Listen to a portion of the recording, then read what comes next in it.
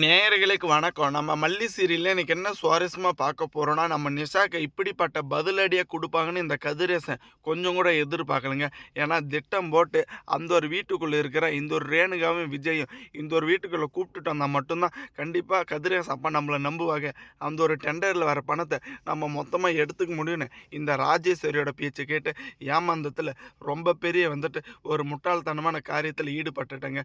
ஏன்னா இந்த ராஜேஸ்வரி ஆரம்பத்திலே சொன்னாங்க. இந்த விஜய் கிட்ட இந்த மல்லி கிட்ட நீ கொஞ்சம் உஷாரா இரு.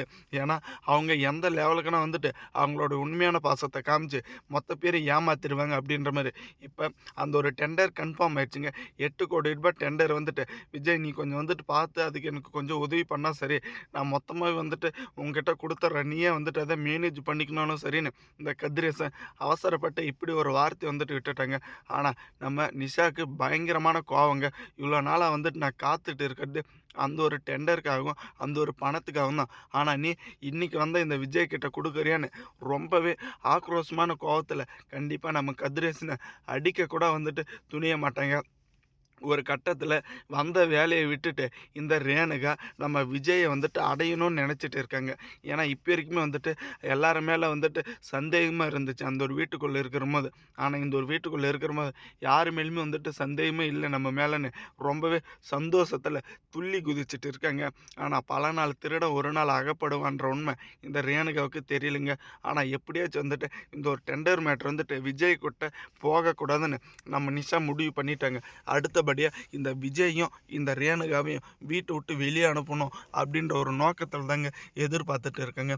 ஆரம்பத்துலேருந்து இப்போ வரைக்கும் இந்த நிஷா நினச்சது ஒன்று கூட அவங்களுக்கு சாதகமாக நடக்கவே இல்லை.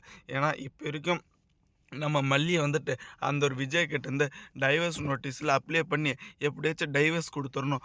ஏன்னா கடைசி நேரத்தில் இந்த மல்லி நான் வெண்பாவை பார்த்துக்கிறேன் அப்படின்ற மாதிரி ஏதாச்சும் ஒரு பதிலை சொல்லிட்டாலும் அந்த ஒரு வீட்டில் பாதி பங்கு பணம் எல்லாமே இந்த மல்லிக்கு போயிடும்.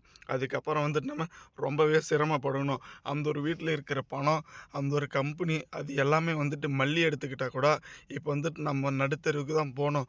நமக்கு நம்ம நினச்ச மாதிரி பணம் வராதுன்னு முடிவு பண்ணதுனால தாங்க நம்ம மல்லியை டைவர்ஸ் நோட்டீஸில் அப்ளை பண்ண வச்சுட்டு அந்த ஒரு வீட்டில் இருக்கிற பணம் எல்லாத்தையும் ரேணுகா எடுத்துக்கிட்டோம். இந்த ஒரு வீட்டில் இருக்கிற பணம் எல்லாத்தையும் நான் எடுத்துக்கிறேன்னு முடிவு பண்ணியிருக்காங்க. ஆனால் இதுலேயும் இவ்வளோ பெரிய சூழ்ச்சி நடக்குன்னு கொஞ்சம் கூட எதிர்பார்க்கலைங்க. ஒரு கட்டத்தில் நம்ம நிஷா எப்படியாச்சும் இவளை வீட்டை விட்டு வெளியே அனுப்பிச்சிடணும், இவளை விஜய் கிட்டேருந்து நிரந்தரமாக பிரிச்சிடணும்னு நினச்சிட்டு இருக்காங்க. ஆனால் அந்த போலி ரேணுகா இது எல்லாத்தையுமே தாண்டி நான் வாழ்ந்தா விஜய் கூட தான் வாழும்னு நினச்சிட்டு இருக்காங்க. ஆனால் இப்போ இருக்க நம்ம அன்னபூர்ணியமாக்கு இந்த ஒரு விஷயமும் தெரியாதுங்க. தெரிஞ்சாவா எல்லாரையும் அவங்களோட சுயரூபத்தை நாராக கிழிச்சு தொங்க விட்டுருவாங்க. நம்ம மல்லி கொண்டுன்னா பார்த்துட்டு சும்மா இருக்க மாட்டாங்க. நம்ம மல்லி கொண்டுன்னா பார்த்துட்டு அதை வேடிக்கை பார்த்து அவங்க கூட வாழ்க்கை கதையை சேர்த்து வைக்கும் போகிறது கிடையாதுங்க. நம்ம விஜயை உண்டு இல்லைன்னு ஆக்க போகிறோன்னு துடிச்சிட்டு இருக்கேங்க. ஆனால் கண்டிப்பாக நம்ம அன்னபூர்ணியோட வலையில் இந்த போலி ரேணுகாவும் இந்த நிஷாவும் சிக்கணும்னு நினைக்கிறவங்க மட்டும் மறக்காம உங்கள் கருத்துக்களை கமெண்ட் செக்ஷனில் கமெண்ட் பண்ணுங்கள்.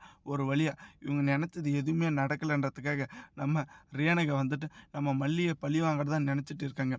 ஆனால் இப்போ பார்த்தீங்களான்னா நம்ம விஜய் மனசில் இருக்கிறது இந்த ரேணுகாவா இல்லை இந்த மல்லியான்னு யாருக்குமே தெரியாதுங்க.